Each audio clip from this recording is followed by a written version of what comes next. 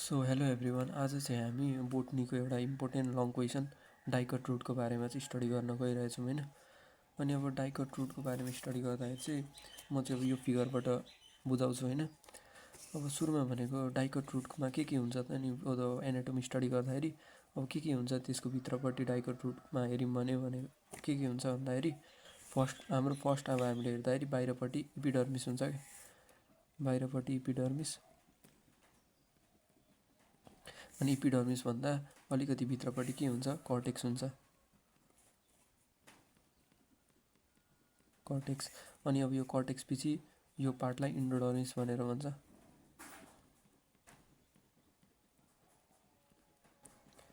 इन्डोडर्मिस। अनि त्यसपछि त्योभन्दा अलिकति भित्रपट्टि पेरिसाइकल। अनि पेरिसाइकल भन्दा भित्रपट्टि के हुन्छ भन्दाखेरि भास्कुलर बन्डल।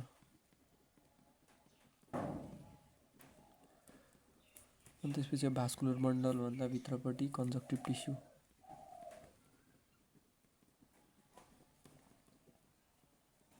अनि हाम्रो कन्जक्टिभ टिस्यु पछि चाहिँ लास्ट पार्ट भनेको चाहिँ हाम्रो यो पित्त होइन। अनि अब यो डाइकट रुट पढ्यो भने मोनोकट रुट र डाइकट रुट चाहिँ एकदम सिमिलर छन् क्या। अनि अब डाइकट रुट पढ्यो भने चाहिँ मोनोकट रुट चाहिँ अब आफै आउँछ, अलिकति मात्र डिफ्रेन्स छ क्या। यो यिनीहरू सबै सेम छ, यो पेरिसाइकल र भास्कुलर बन्डलमा मात्र अलिकति डिफ्रेन्स छ, त्यो पनि यही भिडियोमा कभर हुन्छ।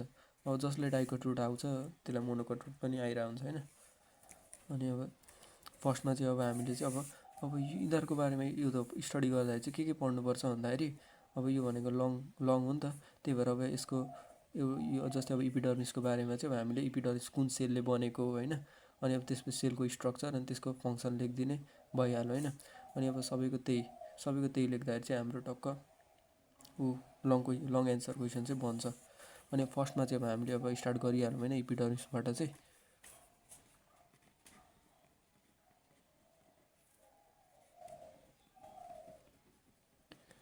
इपिडर्मिस, अब इपिडर्मिस भनेको के हो? इपिडर्मिस भनेको सबैभन्दा यहाँ हेर्नु त आउटर मोस्ट लेयर छ नि, यो सबैभन्दा आउटर मोस्ट लेयर हो, यसलाई चाहिँ इपिडर्मिस भनेर भन्छ क्या, इपिडर्मिस भनेर भन्छ। अनि इपिडर्मिस भनेको चाहिँ सबैभन्दा के हो भन्दाखेरि outer most layer, outer most layer. अनि अब त्यसपछि आउटर मोस्ट लेयर हो। अनि अब यो आउटर मोस्ट लेयरमा चाहिँ अब कुन सेलले बनेको छ त नि इपिडर्मिस भन्दाखेरि प्यारेन्काइमा सेलले,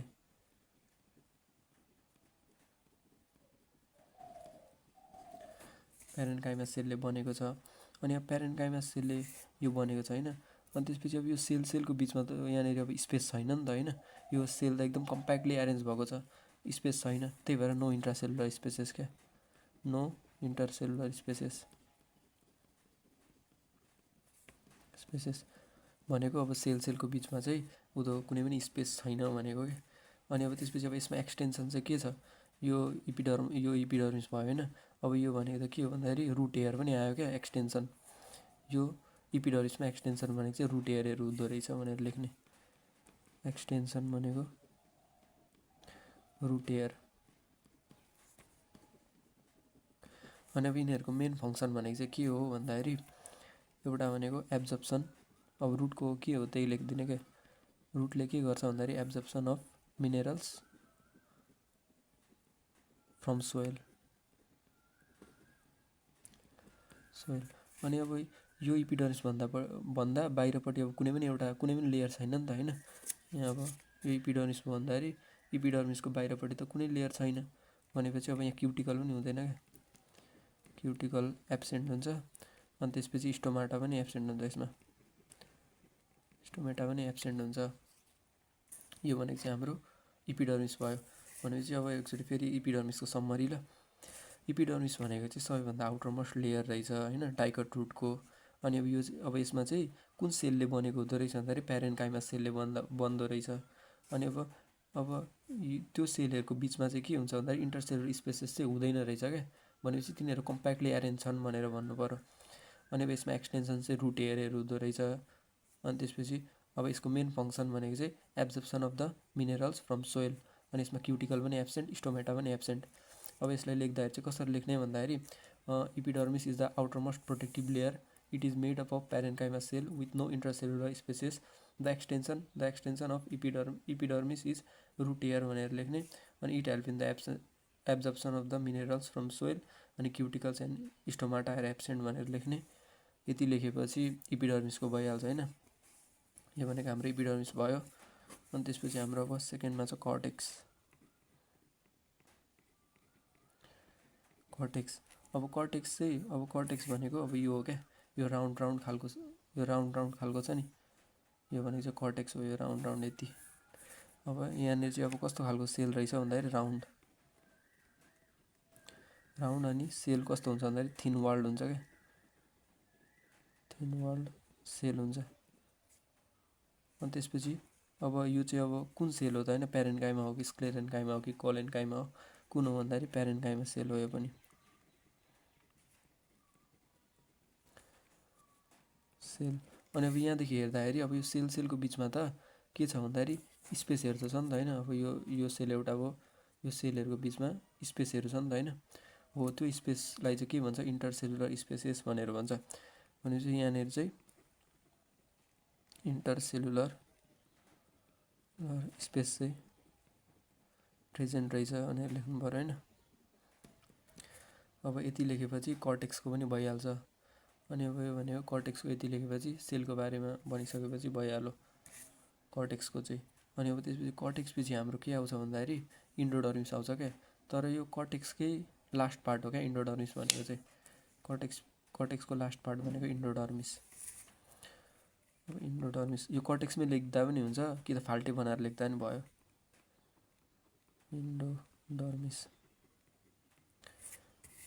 इन्डोडर्मिस भनेको चाहिँ यो यस्तो, यो यतिलाई इन्डोडर्मिस भनेर भन्छ होइन।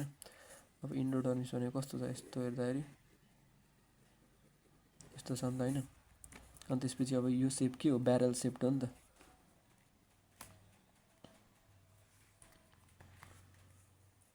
यो भनेको ब्यारल सेप्ड सेल हो होइन, ब्यारल सेप्ड सेल। अनि अब यो सेल भनेको पनि प्यारेन्काइमा सेलै हो क्या, प्यारेन्काइमा सेल। अनि त्यसपछि अब यहाँनिर हेर्दाखेरि अब इन्टरसेलुलर स्पेसेस छ कि छैन अब यो इन्डोडर्मिसमा भन्दाखेरि यो सेलहरूको बिचमा त स्पेस छैन, त्यही भएर नो इन्टरसेलुलर स्पेसेस, नो इन्टरसेलुलर स्पेस यहाँसम्म भयो। अनि त्यसपछि अब एउटा इम्पोर्टेन्ट छ है यो त इन्डोडर्मिसको फिचर्स एउटा चाहिँ के हो भन्दाखेरि यसको बाहिरपट्टि चाहिँ एउटा केमिकल डिपोजिट हुन्छ अरे क्या, यसरी केमिकल डिपोजिट हुन्छ अरे, जसको नाम चाहिँ के हो भन्दाखेरि सुबेरिन।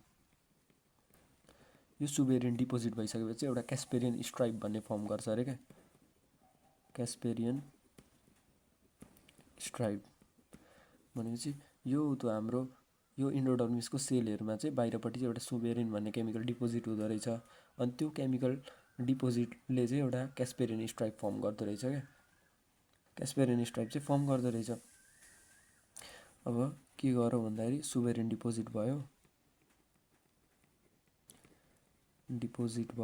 जसले चाहिँ के त्यसले गर्दा चाहिँ के बनाऊ, क्यास्पेरियन स्ट्राइप बनाऊ।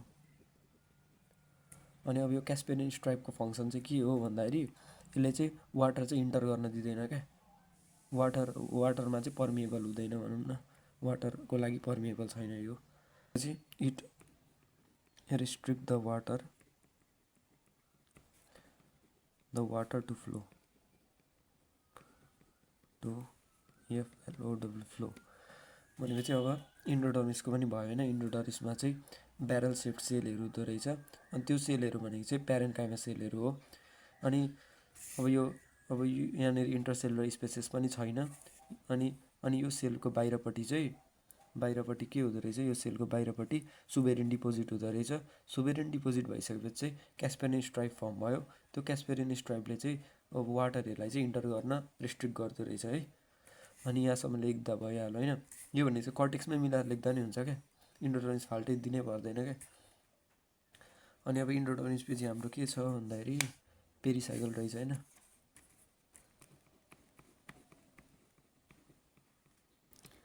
पेरिसाइकल पनि एउटा इम्पोर्टेन्ट हो। यो भनेको चाहिँ पेरिसाइकल हो क्या, यो यस्तो यति छ नि पेरिसाइकल, यो इन्डोडर्मिसभन्दा तलपट्टि पेरिसाइकली।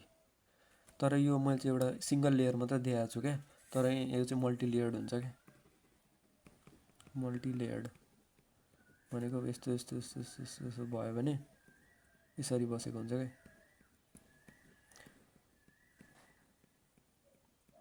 यसरी बसेको हुन्छ होइन, मल्टिलेयर्ड हुन्छ पेरिसाइकल। अनि अब त्यसपछि पेरिसाइकल पनि कुन सेलले बनेको हुन्छ भन्दाखेरि प्यारेन्काइमा सेलले बनेको हुन्छ। अनि अब यो प्यारेन्काइमा सेलको वाल चाहिँ एकदम थिक हुन्छ क्या, थिक वाल। अनि अब यहाँ यहाँ यहाँ हेर त पेरिसाइकलको सेलहरूको बिचमा त इन्टरसेलुलर स्पेस छ नि त होइन, त्यही भएर इन्टरसेलुलर स्पेसेस चाहिँ प्रेजेन्ट छ भनेर लेख्ने। अनि यहाँ चाहिँ अब हेर्दाखेरि त्यस्तो देखिँदैन कि स्पेस छ भनेर, तर एक्चुअलीमा चाहिँ हुन्छ है। अनि यो भनेको के भयो भन्दाखेरि पेरिसाइकल भयो। अब पेरिसाइकलको फङ्सन चाहिँ इम्पोर्टेन्ट छ है, यसले नै त्यो मोनोकट रुटसँग चाहिँ डाइकट रुटलाई डिफ्रेन्सिएट गर्छ क्या। के छ भन्दाखेरि यसले चाहिँ अब के गर्छ, भास्कुलर क्याम्बियम पनि फर्म गर्छ, some part of vascular cambium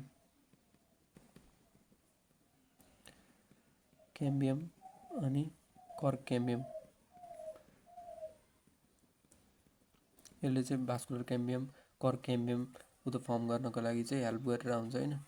अनि अब यो फर्म हुनु भनेको चाहिँ के हो भन्दाखेरि अब यिनीहरू भनेको त लेटरल मेरिस्टिम हो नि त। अब यिनीहरूले त हाम्रो सेकेन्डरी ग्रोथ गर्छ क्या। जस्तै सेकेन्डरी ग्रोथ भनेको चाहिँ अब प्लान्टहरूको थिकनेस बढ्नु हो क्या। अनि अब पेरिसाइकलको काम के रहेछ भन्दाखेरि भास्कुलर क्याम्बियम बनाउने, कर्क क्याम्बियम बनाउने रहेछ, सम पार्ट अफ। अनि त्यसपछि अब अर्को भनेको चाहिँ फ्रम ल्याटरल रुट्स फर्म गर्न पनि पेरिसाइकलले हेल्प गरेर हुन्छ। अनि अब यहाँसम्म चाहिँ हाम्रो पेरिसाइकलसम्म भयो होइन। अब पेरिसाइकल पछि यो भास्कुलर बन्डल छ, पेरिसाइकल पछि अब भास्कुलर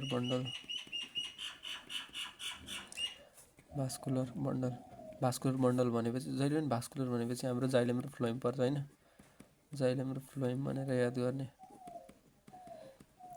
अनि अब यिनीहरूकै एरेन्जमेन्ट, यिनीहरूकै फङ्सन हो त्यो लेख्ने हो क्या यसमा चाहिँ।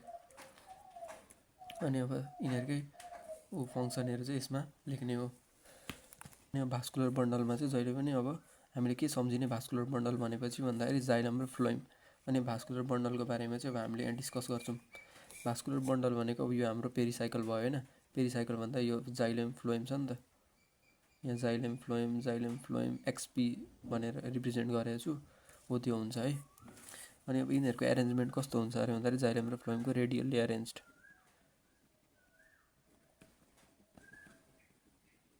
रेडियल्ली एरेन्ज भनेको चाहिँ अब एउटा जाइलम र फ्लोएम चाहिँ एउटै रेडियसमा हुँदैन क्या, जाइलम एउटा रेडियसमा फ्लोएम अर्को रेडियसमा हो त्यसरी प्रेजेन्ट हुन्छ, यसलाई चाहिँ रेडियल एरेन्जमेन्ट भनेर भन्छ है।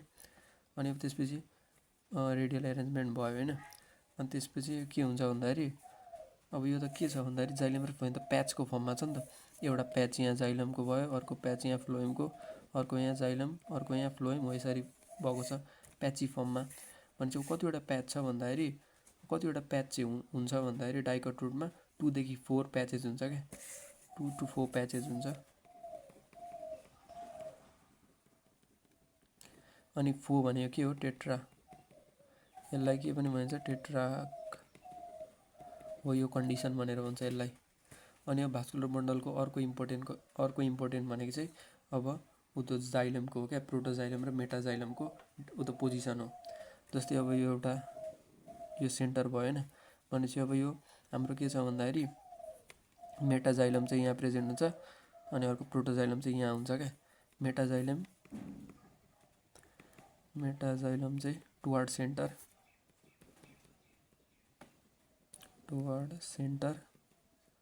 अनि त्यसपछि प्रोटोजाइलम यो भनेको सेन्टर, यो भनेको यतापट्टि पेरिफेरीतिर क्या, पेरिफेरीतिर प्रेजेन्ट हुन्छ है मेटाजाइलम चाहिँ। अनि अब यो कन्डिसनलाई के भन्छ भन्दाखेरि एक्जार्च कन्डिसन भनेर भन्छ है। अनि यो भनेको प्रोटोजाइलम पेरिफेरी भनेको P for protoxylem, P for periphery होइन। यो पछाडिपट्टि पेरिफेरीमा प्रेजेन्ट हुन्छ प्रोटोजाइलम। मेटाजाइलम चाहिँ कहाँ प्रेजेन्ट हुँदो रहेछ भन्दाखेरि सेन्टरतिर प्रेजेन्ट हुँदो रहेछ। अनि यो कन्डिसनलाई चाहिँ हामीले के भन्दो रहेछौँ एक्जार्ज कन्डिसन भनेर भन्दो रहेछौँ है। अनि अब त्यसपछि अर्को छ हाम्रो भास्कुलर बन्डल सक्यो। अनि भास्कुलर बन्डल पछि चाहिँ कन्जक्टिभ टिस्यु भनेर छ हैन, कन्जक्टिभ टिस्यु। अब यो अब हाम्रो भास्कुलर बन्डल यसरी थियो नि, अब यो यस्तो यसको जाइलम र फ्लोएमको बिचमा यसरी टिस्युहरू आउँछ क्या, जाइलम र फ्लोएमहरूको बिचमा यसरी टिस्युहरू आउँछ, हो त्यही टिस्युलाई चाहिँ कन्जक्टिभ टिस्यु भनेर भन्छ। जस्तै यहाँ पनि छ नि त यो जाइलम यो फ्लोएम भयो भने यसको बिचतिर हुन्छ क्या। अनि यो चाहिँ कुन टिस्यु आउँछ भन्दाखेरि प्यारेन्काइमाटस सेलहरूको टिस्यु, प्यारेन्काइमा सेल आउँछ हैन, सेल। अनि त्यसपछि यो चाहिँ कहाँ प्रेजेन्ट हुन्छ भन्दाखेरि जाइलम एन्ड फ्लोएमको बिट्विनमा हैन, फ्लोएमको बिट्विनमा प्रेजेन्ट हुन्छ। अनि त्यसपछि अब यसको मेन यसको चाहिँ फङ्सन भनेको चाहिँ यसले चाहिँ some part of vascular cambium बनाउँछ, some part of vascular cambium बनाउँछ है यसले चाहिँ। अघि पेरिसाइकलले पनि बनाएको थियो some part of vascular cambium, अनि यसले पनि कन्जक्टिभ टिस्युले पनि some part of vascular bundle चाहिँ भास्कुलर क्याम्बियम चाहिँ बनाउँदो रहेछ है। अनि अब हाम्रो त्यसपछि हाम्रो अब लास्ट पार्ट भनेको चाहिँ पिथ। पिथ भनेको चाहिँ के हो भन्दाखेरि पिथ भनेको चाहिँ यो अब यो जुन सेन्टरमा प्रेजेन्ट छ नि हो त्यसलाई चाहिँ पिथ भनेर भन्छ क्या। Located in centre, located in CNT centre, सेन्टरमा लोकेटेड हुन्छ हैन यो पिथ भनेको चाहिँ। अनि अब त्यसपछि सेन्टरमा लोकेटेड हुन्छ। अनि यो चाहिँ अब के हुन्छ भन्दाखेरि मजल डेभलप भएको हुँदैन क्या डाइकट रुटमा, poorly develop in dicot root, poorly develop हुन्छ। अनि त्यसपछि अब यसको सेलहरूमा चाहिँ इन्टरसेलुलर स्पेसेस चाहिँ धेरै हुन्छ भनेपछि मजाले देखिन्छ भने हो क्या, इन्टर सेलुलर स्पेस चाहिँ कन्स्पिक्युअस हुन्छ हैन, अनि चाहिँ भिजिबल हुन्छ भने क्या मजाले। हो यहाँसम्म भयो। अनि म एकचोटि अब हो यति नै हो क्या डाइकट रुटमा आउनुपर्ने। अनि अब यसको डिफ्रेन्सेस चाहिँ म अब अर्को भिडियोमा गरिदिन्छु। अब एकचोटि फेरि रिभिजन गरौँ होइन यसको। सुरुमा हाम्रो डाइकट रुटको एनाटोमीमा के हुँदो रहेछ भन्दाखेरि अब सबैभन्दा बाहिरपट्टिको लेयरलाई इपिडर्मिस भनेर भन्दो रहेछ। यो इपिडर्मिसमा चाहिँ प्यारेन्काइमा सेलहरू हुँदो रहेछ। अनि अब प्यारेन्काइमा त्यो सेलको बिचमा चाहिँ इन्टरसेलुलर स्पेसेस चाहिँ हुँदैन रहेछ। अनि अब रुट हेयर पनि आउँदो रहेछ यो त इपिडर्मिसको बाहिरपट्टि होइन एक्सटेन्सन। अनि इपिडर्मिसको मेन फङ्सन भनेको चाहिँ absorption of the minerals from soil हो रहेछ। अनि अब त्यसपछि वाटरहरू पनि एब्जर्ब गरिहाल्छ। अनि क्युटिकल हुँदैन रहेछ, स्टोमाटा पनि हुँदैन। त्यसपछि अर्को लेयर कर्टेक्स, कर्टेक्समा चाहिँ राउन्ड थिन वाल्ड खालको सेल प्रेजेन्ट हुँदो रहेछ। अनि जुन चाहिँ प्यारेन्काइमा सेलहरू हो। अनि इन्टरसेलुलर स्पेसेस चाहिँ प्रेजेन्ट हुँदो रहेछ। कर्टेक्सकै अर्को पार्ट अथवा कर्टेक्सको लास्ट भाग भनेको चाहिँ इन्डोडर्मिस हो क्या। इन्डोडर्मिस भनेको चाहिँ यो ब्यारल सेप्ड सेलहरू हुँदो रहेछ। अनि प्यारेन्काइमा सेलहरू हो यिनीहरू। अनि इन्टरसेलुलर स्पेसेस चाहिँ हुँदैन, मतलब कम्प्याक्टली एरेन्ज भइरहेछ। अनि त्यसपछि अब यिनीहरूको बाहिरपट्टि सुबेरिन भन्ने केमिकल डिपोजिट हुँदो रहेछ, जुन केमिकलले गर्दाखेरि चाहिँ क्यास्पेरिन स्ट्राइप फर्म गर्दो रहेछ। अनि त्यो क्यास्पेरिन स्ट्राइपले चाहिँ वाटरको फ्लोलाई रेस्ट्रिक्ट गर्छ। अनि त्यसपछि हाम्रो अर्को पार्ट भनेको चाहिँ पेरिसाइकल आउँछ। पेरिसाइकल भनेको चाहिँ मल्टिलेयर्ड है, मल्टिलेयर्ड। मैले चाहिँ यहाँ सिङ्गल लेयर मात्रै देखाएको छु, यसरी मल्टिलेयर्ड हुन्छ। अनि त्यसपछि यो भनेको प्यारेन्काइमा सेलहरू हो, अनि जुन चाहिँ थिक वाल्डहरू हुन्छन्। अनि यहाँ स्पेसहरू देखिन्छ नि त इन्टरसेलुलर स्पेसहरू छँदैछ। अनि यसको मेन फङ्सन भनेको चाहिँ यिनीहरू चाहिँ यो चाहिँ इम्पोर्टेन्ट हो क्या, यति चाहिँ याद गर्नै पर्छ क्या। भास्कुलर क्याम्बियम बनाउने, कर्क क्याम्बियम अनि लेटरल रुट्स फर्म गर्ने पेरिसाइकलको फङ्सन भइहाल्यो। अनि अब अर्को भनेको भास्कुलर बन्डल भनेपछि जाइलम र फ्लोएम हो। अनि त्यसपछि यिनीहरू चाहिँ रेडियल्ली एरेन्ज हुँदो रहेछ। रेडियल्ली एरेन्ज भनेको कस्तो एरेन्जमेन्ट भन्दाखेरि अब एउटै रेडियसमा नभएको एरेन्जमेन्ट क्या। अनि यो जाइलम र फ्लोएमको प्याच चाहिँ कतिवटा हुनसक्छ भन्दाखेरि 2 देखि 4 प्याचेस हुँदो रहेछ। 4 भयो भने टेट्रा, अनि यसलाई टेट्रा कन्डिसन भनेर भन्छ। अनि अब जाइलम पनि मेटा र प्रोटोजाइलम हुँदो रहेछ। प्रोटोजाइलम भनेको पी छ अगाडि, त्यही भएर पेरिफेरीतिर यो सेन्टरभन्दा यतापट्टि, अनि मेटाजाइलम चाहिँ टुवार्ड द सेन्टरमा प्रेजेन्ट हुँदो रहेछ। अनि यो कन्डिसनलाई चाहिँ एक्ज्याक्ट कन्डिसन भनेर भन्दो रहेछ। अनि त्यसपछि अब हाम्रो कन्जक्टिभ टिस्यु। कन्जक्टिभ टिस्यु भनेको चाहिँ भास्कुलर बन्डलहरूको जाइलम र फ्लोएमको बिचमा पाउने उता सेलहरू अथवा टिस्युहरू हो होइन, जुन चाहिँ प्यारेन्काइमा सेलहरू हो, जाइलम र फ्लोएमको बिचमा पाउँछ। अनि त्यसपछि यसले पनि some part of vascular cambium form गर्छ। अनि पिथ भनेको चाहिँ लोकेटेड एट द सेन्टरमा लोकेटेड हुन्छ। अनि यो चाहिँ पुवरली डेभलप्ड हुन्छ डाइकट रुटमा। अनि त्यसपछि इन्टरसेलुलर स्पेसेस चाहिँ मजाले भिजिबल क्लियरली देखिन्छ भनेको कि। अनि यति नै हो होइन। अनि लास्टमा चाहिँ सब्सक्राइब ल।